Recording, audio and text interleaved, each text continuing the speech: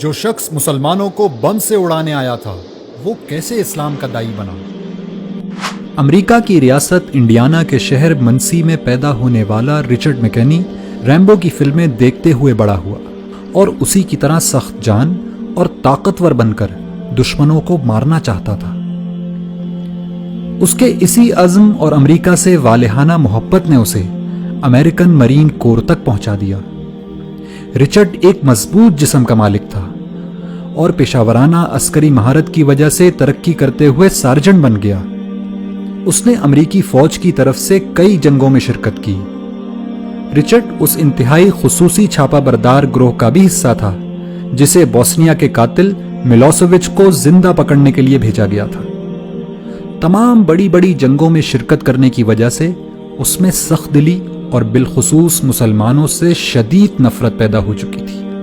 یہ نفرت اتنی بڑی کہ ایک دفعہ جوتے کی دکان میں اس نے 2 برقع پوش خواتین کو دیکھا تو ان کی گردنیں توڑنے کا ارادہ کر لیا تھا۔ اسی شدید نفرت کے سبب اس نے منسی میں مسلمانوں کی مسجد میں جمعے کے دن دھماکہ کرنے کا منصوبہ بنایا۔ اس کا منصوبہ تھا کہ وہ سینکڑوں مسلمانوں کو بم سے اڑا کر اپنی گاڑی میں بیٹھے ان کے چیتھڑے اڑتے دیکھے گا، لیکن قدرت کو کچھ اور ہی منظور تھا۔ مسجد کو بم سے اڑانے سے پہلے اس نے آخری دفعہ اسلام اور مسلمانوں کو جاننے کا فیصلہ کیا۔ رچرڈ مسجد میں داخل ہوا تو وہاں ایک نمازی نے اس کو خوش آمدید کہا اور پوچھا کہ کیا وہ اس کی کوئی مدد کر سکتا ہے۔ رچرڈ نے اس شخص سے اسلام کو جاننے کی خواہش ظاہر کی، چنانچہ اس نمازی نے اس کو قرآن مجید دے دیا اور کہا کہ آپ اس کو پڑھیے اور پڑھنے کے بعد جو سوالات آپ کے ذہن میں پیدا ہوں وہ ہم سے پوچھ لیجئے گا۔